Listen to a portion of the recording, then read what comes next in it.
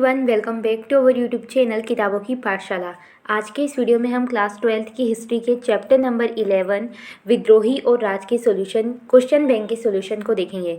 तो जो objective type question है, इनके जो आंसर है वो मैं आपको टेलीग्राम पे दे दूँगी, तो आप वहाँ से देख लेना। वीडियो में मैं इनको सॉल्व नहीं करवाऊँगी क्योंकि इसके जो दूसरे क्वेश्चन है 2 मार्कर और 4 मार्कर वो बहुत ही ज़्यादा है। तो सब इन सारों का आंसर जो 1 मार्कर है इनको आपको मैं टेलीग्राम पे दे दूँगी। तो आप नीचे डिस्क्रिप्शन बॉक्स में टेलीग्राम चैनल के लिंक है, वहाँ पर जाइए और वहाँ पर आपको वो आंसर मिल जाएंगे। ठीक है, तो चलिए अब सीधे बढ़ते हैं 2 मार्क्स के जो क्वेश्चन है उनकी तरफ। तो पहला क्वेश्चन है 1857 के पूर्व कंपनी शासन के प्रति हुए किन्हीं 2 विद्रोह के नाम बताइए। यानी कि 1857 के पहले कौन से युद्ध हुए थे। तो चलिए इसके आंसर को देखते हैं। तो जैसा कि आप स्क्रीन पर देख सकते हैं, 1857 के पूर्व के जो विद्रोह थे उसमें था एक तो भील विद्रोह और एक फेराची विद्रोह। ऐसे तो बहुत सारे विद्रोह हुए थे, लेकिन इन 2 का आप नाम लिख देना। चलिए बढ़ते हैं नेक्स्ट क्वेश्चन की तरफ। सो नेक्स्ट क्वेश्चन है हमारे सामने यहाँ पर 1857 का विद्रोह कब और कहाँ हुआ था। साथ ही 1857 का जो विद्रोह था वो एक जन विद्रोह था। इस कथन के पक्ष में हमें 2 कारण देना है। तो प्रश्न क्रमांक 2 और 3 दोनों का आंसर एक साथ देखते हैं। तो चलिए क्वेश्चन सॉल्यूशन की तरफ। तो जैसा कि आप स्क्रीन पर देख सकते हैं, प्रश्न नंबर 2 का आंसर विद्रोह 10 मई 1857 को मेरठ छावनी से प्रारंभ हुआ था। प्रश्न नंबर 3 का 1857 का यह संघर्ष किसी वर्ग विशेष द्वारा नहीं किया गया था, बल्कि यह सम्मिलित रूप से किया गया था, जिसमें भारतीय जनता, कृषक, शासक, किसान सब सम्मिलित रूप से भाग ले रहे थे। इसलिए यह विद्रोह नहीं था, अपितु राष्ट्रीयता की भावना से प्रेरित होकर किया गया एक राष्ट्रीय जन आंदोलन अर्थात जन विद्रोह था। तो ये दूसरे और तीसरे के आंसर्स का स्क्रीनशॉट। चलिए बढ़ते हैं क्वेश्चन बैंक की तरफ। अब हमारे सामने प्रश्न क्रमांक 4 है। 1857 के विद्रोह को ज़्यादातर विदेशी इतिहासकारों ने सैनिक विद्रोह कहा है। इसके विरोध में कोई 2 तर्क देना है। ठीक है, उसके बाद प्रश्न क्रमांक 5 है 1857 के विद्रोह को ब्रिटिश प्रेस ने किस प्रकार प्रसारित किया। तो चौथे और 5वें का आंसर देखते हैं। तो जैसा कि प्रश्न क्रमांक 4 का आंसर देख सकते हैं, अधिकांश ब्रिटिश इतिहासकारों ने एकमात्र सैनिक विद्रोह ही मानते हैं। किसको? 1857 के विद्रोह को। लेकिन यह एक वर्ग विशेष यानी कि सैनिक टुकड़ियों के द्वारा नहीं किया गया था। ओके, अगर ये किया गया होता तो हम इसे सैनिक विद्रोह कह सकते थे। ये तो 1857 का जो संघर्ष है ये किसी वर्ग विशेष द्वारा नहीं बल्कि सम्मिलित रूप से, जैसा कि मैं पहले वाले क्वेश्चन के आंसर में बता चुकी हूँ, भारतीय जनता, कृषक, शासक, सैनिकों के सम्मिलित रूप से किया गया था। इसलिए इसे एकमात्र सैनिक विद्रोह नहीं कहा जा सकता, अपितु यह एक राष्ट्रीय जन आंदोलन है। तो ये इसका आंसर हुआ। अब जो प्रश्न क्रमांक 5 था उसका 1857 के विद्रोह के बारे में ब्रिटिश ने प्रकाशित किया कि न्याय के मूल्यों की रक्षा के लिए ब्रिटिश प्रतिष्ठा और सत्ता को दी जा रही चुनौती को निर्ममता से कुचलना जरूरी था तथा हिंसक दमन और प्रतिशोधों को लाजमी और वाजिब बताया। तो ये ब्रिटिश जो प्रेस थी उसने प्रकाशित और प्रसारित किया। तो ये इसका आंसर और ये इसका आंसर। चलिए बढ़ते हैं क्वेश्चन बैंक की तरफ। अब हमारे सामने प्रश्न क्रमांक 6 है, विद्रोह में सक्रिय भाग लेने वाले किन्हीं 2 जनजातीय नेताओं के नाम बताइए। तो इसका आंसर आप मेरे को बताएंगे। बहुत सिंपल है, 2 जो जनजातीय नेता थे यानी कि जो आदिवासी थे नेता, उनके नाम बताने हैं। ठीक है, उसके बाद प्रश्न क्रमांक 7 है, अवध में क्रांति का जोर सबसे ज़्यादा था, क्यों? और उसके बाद प्रश्न क्रमांक 8 है, 1857 के विद्रोह का भारतीय समाज सुधार की कंपनी की नीति पर क्या प्रभाव पड़ा। तो 7 और 8 का आंसर देखते हैं। तो प्रश्न क्रमांक 7 का आप आंसर देख सकते हैं, अवध की जनता में अंग्रेजों द्वारा नवाब वाजिद अली शाह को गद्दी से हटाए जाने के कारण अत्यधिक असंतोष था और इसीलिए अवध में विद्रोह का व्यापक प्रसार हुआ।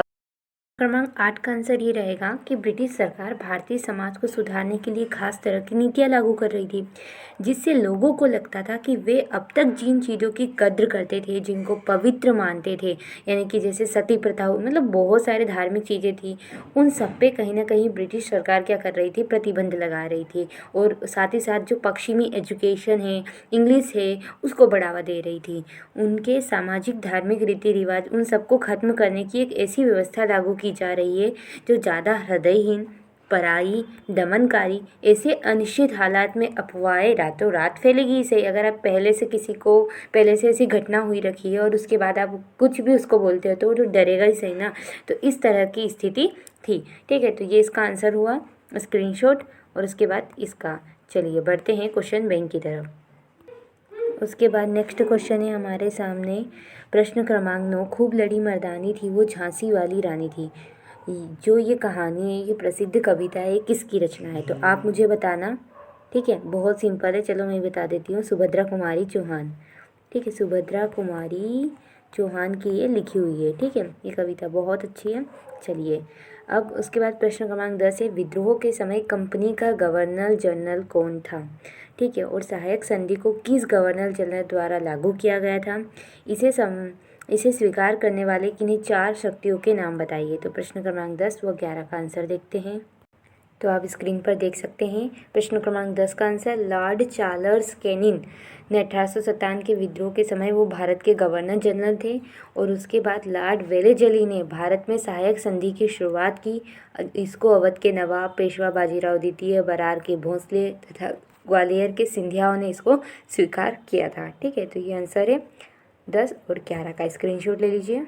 अब हमारे सामने प्रश्न क्रमांक 12 है। विद्रोही घोषणा में बार बार किस बात के लिए अपील की गई थी? विद्रोही जो घोषणा कर रहे थे उसमें बार बार क्या बोल रहे थे? ठीक है, उसके बाद प्रश्न क्रमांक 13 है कि संचार साधनों की कमी ने किस प्रकार विद्रोहियों की शक्ति को प्रभावित किया? ठीक है, तो प्रश्न क्रमांक 12 एंड 13 का आंसर एक साथ देखते हैं। तो जैसा कि आप स्क्रीन पर देख सकते हैं, यहाँ पर सबसे पहले प्रश्न क्रमांक 12 का आंसर हिंदू मुसलमानों तथा तमाम लोगों को एकजुट होने और फिरंगियों यानी कि अंग्रेज़ों का सफाया करने के लिए हिंदी, उर्दू और फारसी में अपीलें जारी होने लगी थी। तो क्या अपील हो रही थी कि हिंदू मुसलमान तमाम लोग एकजुट रहो और क्योंकि हमें फिरंगियों का सफाया करना है। ठीक है, तो ये उसका आंसर। उसके बाद प्रश्न क्रमांक 13 संचार प्रणाली इस संघर्ष में अंग्रेज़ों के हाथ में थी। तो हमारे जो सैनिक थे यानी कि विद्रोही जो थे उनके हाथ में कोई संचार प्रणाली नहीं थी, उनके यहाँ संचार का अभाव था। भारतीय इस संचार प्रणाली की उपयोगिता और प्रभाव को न समझ सके। पर होता क्या था, पहले हमको लगा कि क्या कर लेंगे इससे, लेकिन अंग्रेज ने क्या किया, एक स्थान से दूसरे स्थान तक सूचना व आदेश भेजने में समर्थ रहे इससे, जिसके परिणाम स्वरूप एक मरते हुए स्वतंत्रता सेनानी ने कहा भी था ये कि इस तार ने हमारा दम घोट दिया है। यानी कि संचार प्रणाली के माध्यम से अंग्रेजों ने संपूर्ण क्षेत्र में नियंत्रण स्थापित कर लिया था संचार के क्षेत्र में। तो ये एक चीज़ है जिसकी वजह से विद्रोहियों को सामना करना पड़ा। और इसीलिए एक विद्रोही जो था उसने मरते टाइम पे ये भी कहा कि इस तार ने हमारा दम घोट दिया है, यानी कि ये हमारे लिए एक मुसीबत बन गया है। तो ये हो गया आंसर, दोनों का स्क्रीनशॉट। चलिए बढ़ते हैं क्वेश्चन बैंक की तरफ। अब नेक्स्ट क्वेश्चन है हमारा यहाँ पर सामान्य सेवा भर्ती अधिनियम किस गवर्नर जनरल के शासनकाल में तथा कब पारित हुआ? तथा प्रश्न क्रमांक 15 अवध में विद्रोह की कमान वास्तविक रूप से किन लोगों के हाथ में थी? ठीक है, तो ये 2 मार्कर क्वेश्चन है, तो कंप्लीट होने आ जाएंगे। इन दोनों का आंसर देखते हैं। तो जैसा कि आप स्क्रीन पर आंसर देख सकते हैं, सबसे पहले का 14 का सामान्य सेवा भर्ती अधिनियम गवर्नर जनरल लॉर्ड कैनिंग के शासनकाल में 1856 में सामान्य सेवा भर्ती अधिनियम पारित हुआ। ठीक है, तो कब हुआ? तो 1856 में। किसके शासनकाल में? कौन था उस टाइम पे गवर्नर जनरल? तो लॉर्ड कैनिंग। ठीक है, लॉर्ड कैनिंग। ठीक है, उसके बाद प्रश्न क्रमांक 15 अवध के विद्रोह की कमान जो थी ना वो वास्तविक रूप से तालुकदार और वहाँ के किसानों के हाथ में थी, क्योंकि नवाब को तो उन्होंने हटा दिया था इसलिए। ठीक है, तो ये 14 और 15 का आंसर। सो फ्रेंड, इस तरीके से हमने जो हमारे 2 अंक के प्रश्न थे उनको कंप्लीट कर लिए। अब इस वीडियो में हम 1 से लगाकर लगभग 5 तक के जो हमारे लघुत्तरीय प्रश्न है उनको भी देखेंगे, ताकि जो मैं नेक्स्ट पार्ट इस चैप्टर का बनाऊँ तो वो ज़्यादा लेंथी ना हो, क्योंकि 21 और इनमें लघुत्तरीय दूसरे क्वेश्चन भी हैं। ठीक है, तो शुरू करते हैं। पहला क्वेश्चन है हमारे सामने 1857 के विद्रोह के घटनाक्रम को निर्धारित करने में धार्मिक विश्वासों की किस हद तक भूमिका थी? तो इसका आंसर देखना है। चलिए, तो जैसा कि स्क्रीन पर आप आंसर देख सकते हैं, इसमें कोई संदेह नहीं है कि 1857 ईस्वी के घटनाक्रम को निर्धारित करने में धार्मिक विश्वासों की भी महत्वपूर्ण भूमिका थी। जिन धार्मिक कारणों ने भारतीय जनमानस को विद्रोह के लिए प्रेरित किया था।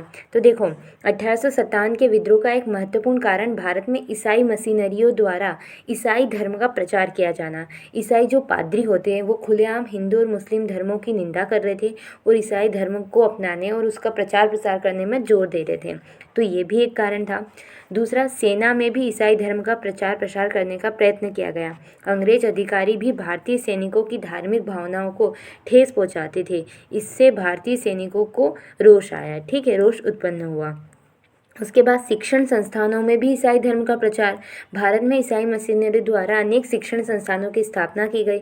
इन शिक्षण संस्थानों में ईसाई धर्म, ईसाई रीति रिवाज और आदि के विषय में अंग्रेजी माध्यम में शिक्षा दी जाती थी। तो ये ऐसे कारण थे जो धार्मिक रूप से इन कारणों ने 1857 की इस महान स्वतंत्रता संग्राम को बढ़ावा दिया। ठीक है, तो ये इसका स्क्रीनशॉट ले लीजिएगा। चलिए बढ़ते हैं नेक्स्ट क्वेश्चन की तरफ। तो अब हमारे सामने यहाँ पर दूसरा क्वेश्चन है, विद्रोह के पीछे अफवाहों की बड़ी भूमिका थी। लोग अफवाहों पर विश्वास क्यों कर रहे थे? ठीक है, तो देखते हैं इसके आंसर को। तो जैसा कि आप स्क्रीन पर देख सकते हैं, अफवाहें तभी फैलती है जब उसमें लोगों के जहन में गहरे दबे डर और संदेह की अनुगूंज सुनाई दे। ऐसी ही स्थिति कुछ 1857 के विद्रोह में थी, क्योंकि देखो 1820 के दशक में governor general Lord William Bentinck के नेतृत्व में उसी समय से ब्रिटिश सरकार पश्चिमी शिक्षा, विचार, पश्चिमी संसाधनों के जरिए भारतीय समाज को सुधारने की खास नीतियाँ चला रही थी, जैसा मैंने आपको पहले भी लघुत्री के आंसर में बताया था। साथ ही क्या कर रही थी, दत्तकता यानी कि जो दत्तक प्रथा उन्होंने शुरू की थी उसको अवैध घोषित कर देने जैसे बहानों के जरिए रियासतों पर कब्जा कर रहे थे और उन रियासतों को अपने ढंग की शासन व कानून व्यवस्था व भू राजस्व वसूली की अपनी व्यवस्था लागू कर देते थे। उत्तर भारत के लोगों पर इन सब कार्रवाइयों का गहरा असर हुआ। अंग्रेजों द्वारा चलाई गई नीति के कारण जनता को लगता था कि वे अब तक जिन चीज़ों की कद्र कर रहे थे, जिनको पवित्र मानते थे, चाहे रजवाड़े हो, सामाजिक धार्मिक रीति रिवाज हो, इन सबको ये ख़त्म करते जा रहे हैं। तो ऐसे अनिश्चित हालात में जब पहले ही किसी के ऊपर डाउट है और फिर उसके बारे में जब अफवाह फैलाई जाए तो वो आसानी से फैलेगी, और इसीलिए अफवाह रातों रात फैलने लगी। क्योंकि उस टाइम पे अंग्रेजों की नीतियाँ ही ऐसी आ रही थी, उन्होंने दत्तक प्रथा पर रोक लगा दी थी। यानी कि दत्तक प्रथा मतलब जैसे झांसी की रानी का एग्जाम्पल है कि जब किसी का पुत्र नहीं होता है तो वो दूसरा उत्तराधिकारी के रूप में दत्तक पुत्र ग्रहण करते हैं, तो ऐसा निषेध कर दिया था और उनकी जो पूरी राजधानी रहता था, उनका पूरा जो साम्राज्य रहता था, उसको ब्रिटिशर्स ले लेते थे, ठीक है, और अपने हिसाब से उसका शासन प्रणाली चलाते थे। तो ऐसी चीज़ें हो रही थी जिसकी वजह से अफवाहें बहुत जल्दी पूरे भारत में या कहें पूरे उत्तर भारत में बहुत जल्दी फैली। ठीक है, तो ये इसका आंसर है, स्क्रीनशॉट। चलिए बढ़ते हैं नेक्स्ट क्वेश्चन की तरफ। नेक्स्ट क्वेश्चन है हमारे सामने, प्रश्न क्रमांक 3, विद्रोहियों ने अपने बीच एकता स्थापित करने के क्या तरीके अपनाए? यानी कि जो विद्रोही थे, जब वो, चूँकि कोई हिंदू था, कोई मुस्लिम था, उस टाइम पे भारत ऊंच नीच जाति में बटा हुआ था, तो ऐसे क्या तरीके अपनाए जिसकी वजह से विद्रोही सब एकता से किया ऐसे? तो उस टाइम पे भी एकता का भाव था, पर जो हुआ वो कैसे हुआ? ठीक है, तो चलिए इसके आंसर को देखते हैं। तो जैसा कि आप स्क्रीन पर देख सकते हैं, विद्रोहियों के बीच एकता स्थापित करने के लिए विभिन्न तरीके अपनाए गए, जिनका विवरण निम्नानुसार है। पहला, 1857 में विद्रोही द्वारा जिस प्रकार की घोषणा की गई थी उनमें किसी प्रकार के जाति तथा धर्म का भेदभाव नहीं किया गया था। समाज के सभी तबकों का आह्वान किया गया था, इसलिए भी उनमें एकता स्थापित हुई। उसके बाद बहुत सारी घोषणाएं जो है वो मुस्लिम राजकुमारों व नवाबों की तरफ से या उनके नाम पर जारी की गई, परंतु उनमें भी हिंदुओं की भावनाओं का ख्याल रखा जाता था। तो इस तरीके से मतलब सारे हिंदू मुस्लिम एकजुट हुए, ये कोशिश की कि सिर्फ हिंदू हिंदू ही घोषणा ना करें, मुसलमान जो नवाब है, जो राजकुमार है, उनसे भी घोषणा करवाई जाए। इस तरीके से एक तालमेल बनाया गया। उसके बाद तीसरा तरीका किया, इस विद्रोह को एक ऐसे युद्ध के रूप में पेश किया लोगों ने जिसमें हिंदू और मुसलमान दोनों को नफ़ा और नुकसान बराबर था, यानी कि दोनों को प्रॉब्लम अंग्रेज़ों से बराबर थी। इतिहासकारों में अंग्रेज़ों के शासन से पहले के हिंदू और मुसलमान शासक के अतीत का उदाहरण दिया गया कि पहले किस तरीके से हिंदू और मुस्लिम साथ में रहते थे, वो एग्जाम्पल दिया गया और इस तरीके से एकता स्थापित करने की कोशिश की गई। तो ये है तरीके, स्क्रीनशॉट ले लीजिएगा इस आंसर का, सबसे पहले यहाँ से यहाँ तक, उसके बाद इसका। चलिए बढ़ते हैं नेक्स्ट क्वेश्चन की तरफ। नेक्स्ट क्वेश्चन है हमारे सामने अब, प्रश्न क्रमांक 4, भारत में ब्रिटिश माल पहुंचने से भारतीय कारीगर दस्तकार कैसे प्रभावित हुए? ठीक है, तो देखते हैं इसके आंसर को। तो जैसा कि आप देख सकते हैं, भारत में ब्रिटिश माल यानी कि जो ब्रिटिशर्स जो माल ला रहे थे वो जब पहुंचा तो भारतीय कारीगर और हस्तशिल्प निम्नलिखित तरह से प्रभावित हुए। इंग्लैंड में औद्योगिकरण, भारत के उपनिवेशीकरण के साथ कपड़ा व्यापार की दिशा में उलटफेर हुआ। अंग्रेजी कारखानों से मशीनों से बने कपड़ों का बड़े पैमाने पर जब आयात होता था तो इस आयात से हस्तशिल्प उद्योग के लिए खतरा बढ़ गया। कुछ ही वर्षों में भारत कपड़ों का निर्यातक होने से कच्चे माल का निर्यातक बन गया। इस उलटफेर ने भारतीय हथकरघा उद्योग पर एक बड़ा प्रभाव डाला, जिससे इसका आभासी पतन हुआ। इसने बुनकरों के एक बड़े समुदाय के लिए बेरोजगारी भी पैदा की। इससे ग्रामीण अर्थव्यवस्था पर दबाव बना, क्योंकि अगर वहाँ से माल आएगा तो इंडिया की इकोनॉमी, स्पेशली जो उस टाइम पे हमारे यहाँ हस्तशिल्प हाथ से काम करने वाले कारीगर थे, बुनकर थे, उन पे प्रभाव पड़ेगा। तो ये उनकी जीवन पर प्रभाव पड़ा, उनका पूरा धंधा जो था वो कहीं ना कहीं पतन हो गया उस धंधे का। तो ये रहा इसका आंसर, स्क्रीनशॉट ले लीजिएगा। चलिए बढ़ते हैं नेक्स्ट क्वेश्चन की तरफ। तो अब हमारे सामने प्रश्न क्रमांक 5 है, सरकारी नौकरियों में पदस्थ भारतीय ब्रिटिश सरकार से असंतुष्ट क्यों थे। जो सरकारी नौकरी में थे ब्रिटिशर्स के अंडर, वो भी ब्रिटिशर्स से असंतुष्ट थे। क्यों, ऐसा क्या कर रहे थे ब्रिटिशर्स उनके साथ। तो चलिए इसके आंसर को भी देखते हैं।